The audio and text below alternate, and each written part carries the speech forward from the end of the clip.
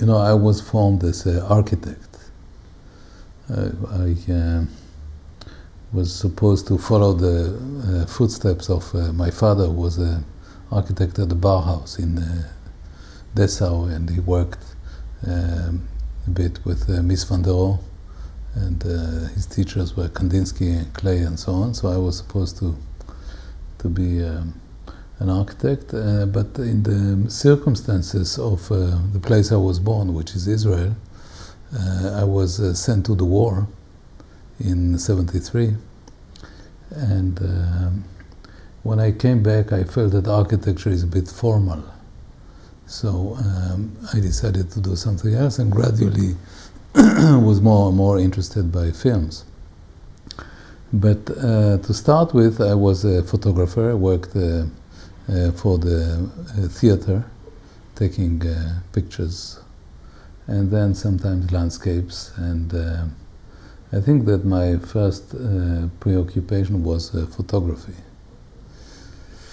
So this doesn't mean that I consider myself a photographer, but I did some exhibits in the last years, some years ago with the Pompidou Center, and then some with the MoMA, and which showed my films, and recently with Dessau at the site of the Bauhaus in Germany. And so little by little I became more interested in this fusion between cinema and other disciplines.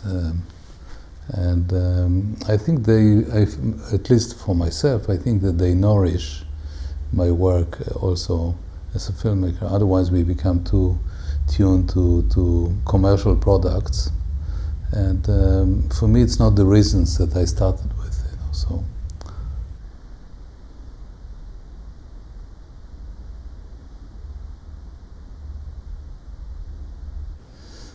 I don't know, I mean, you should ask the inventors, you know.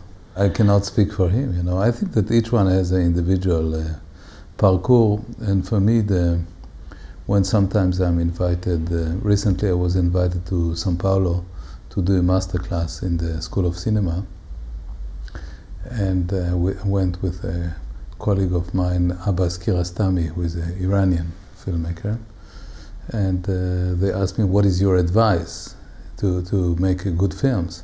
So I said, go to study architecture and you will see. You know? So I think it's good to transpose one discipline into another, and not just to be linear, not to study cinema and then do cinema and then. But some filmmakers also, like Martin Scorsese, started by going to NYU, so there are always exceptions. You know?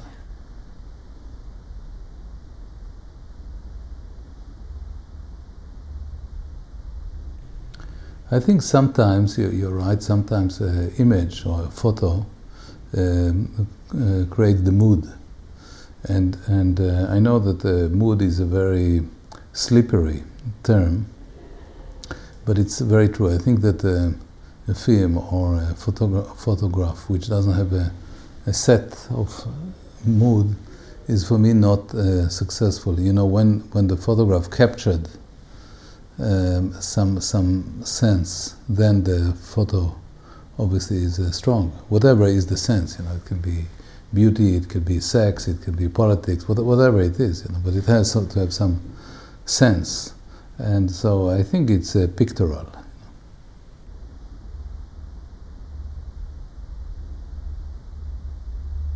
You know, like everybody else, I started as a teenager to love Cartier-Bresson and this great, I don't know if school, but let's say school of French photographer of this period. And then when I went to Berkeley, I discovered Avedon, etc., etc., and recently I like a lot the work of Jeff Wall. So I think that the photo is a great craft, and then also a great art, but also a great craft. And I worked also with Gabriele Basilico, who is working on photographing architecture, or at least architectural mass, not so much fetishized buildings, but the urban mass. So I think that when you are confronted with a very strong pictorial, photographic representation, it is something of the human spirit, and this is what is touching us. When we have something, we understood something maybe about ourselves, about the world, through a picture, through a photo, through a painting, through a film, through a building, whatever.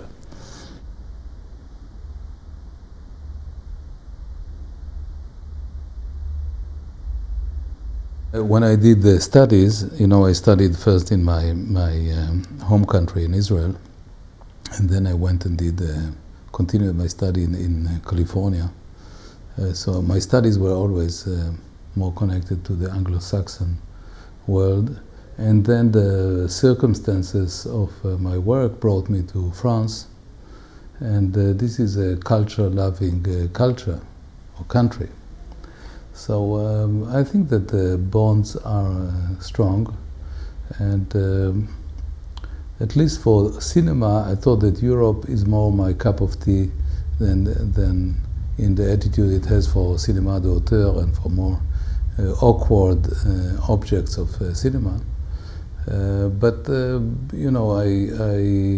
have to say that the most stimulating part of absorbing was in California. So I think today we are not anymore in a state of the planet that there is a real center.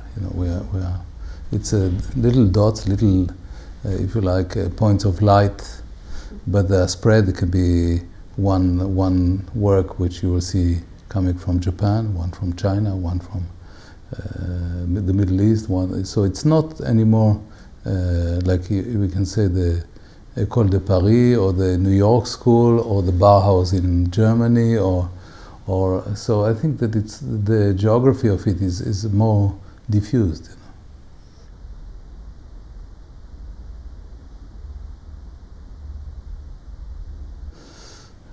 No, it's always a complicated question, but let's say my father, if I can speak for him, although he died more than 40 years ago, I was very young when he died, I think he loved it and he hated it at the same time. So it was difficult for him because he was torn from the place which was his culture, so it was brutal. So he still spoke at home Hochdeutsch, and he loved to hear himself speaking in this language. And at the same time, it was very painful. So I think that's what was transmitted. I mean, I think that for these people, that they really believed so much in the cultural aspect of the pre-war Germany, and it was, I suppose, such a stimulating place. It was tough.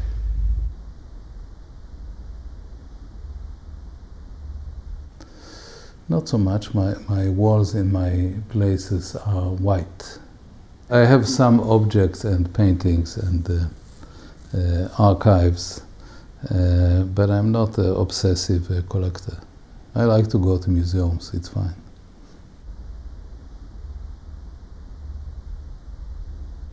I love Paris. I think it's a great city. It's a great city because it's a mixed city, and you see these people coming from all origins, and they mix in this city. So I like these kind of cities.